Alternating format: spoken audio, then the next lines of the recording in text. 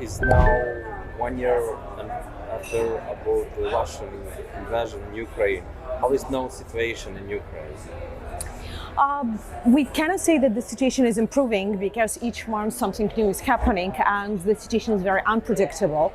So we have liberated 50% of what Russia occupied in the very first days, but at the same time we have a total destruction of some towns on the east, and we have the recent tragedy of the blowing up the Kakhovka Dam.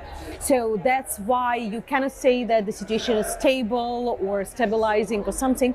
It is unfortunately the same dangerous, because you have daily air raids, you have daily shooting of the territories all around Ukraine, and you have new and new disasters brought by the Russian Federation. They are definitely improving, and you cannot say about the West as something united and whole. You have different politicians in different countries.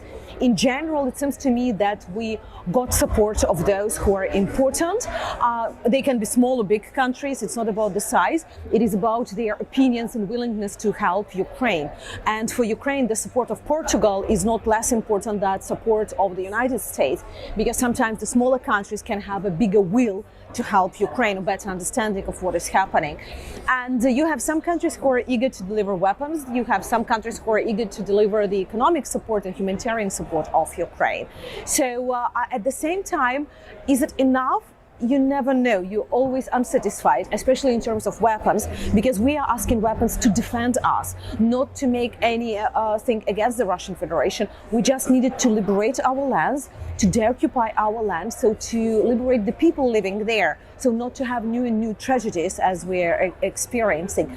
And in this case, more weapons, more ammunition is definitely necessary. I remember my conference in Budva in 2015, when I was talking about the Ukrainian experience the first year, and at that time I warned, and there were people from all countries of the region, I looked to the Russian activities. They work through church, they work through media. Do you know the business that in your countries are owned by the Russian Federation?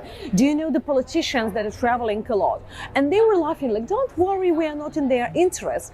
And then we saw just in a few years how the situation changed. We saw the attempt of the Montenegrin coup, we saw the demonstrations in other countries, we saw the campaign against the Northern Macedonian entering the NATO, we see the Serbia-Kosovo incidents, and each time there were Russian roots there. We had even the attempts of assassination of some of the leaders at the territories who've been ready to provide some support to Ukraine. So unfortunately, because the countries of the region been concentrated that much on the domestic issues and problems that existed and were very serious, they lost momentum of catching and cutting the increased Russian influence in the region. You know, the issue is that with such incidents, especially when it is the spontaneous rebellions happening in some of the territories, we start searching the social networks. We start looking were there any incidents or calls for such actions. And unfortunately, very often we can find the Russian roots there, or somebody who is pretending to be local but de facto is. There were cases in the United States with Black Lives Matter, with the elections. There were a lot of cases like these in the countries of the region. And we know the Russian interest in Serbia and in Kosovo.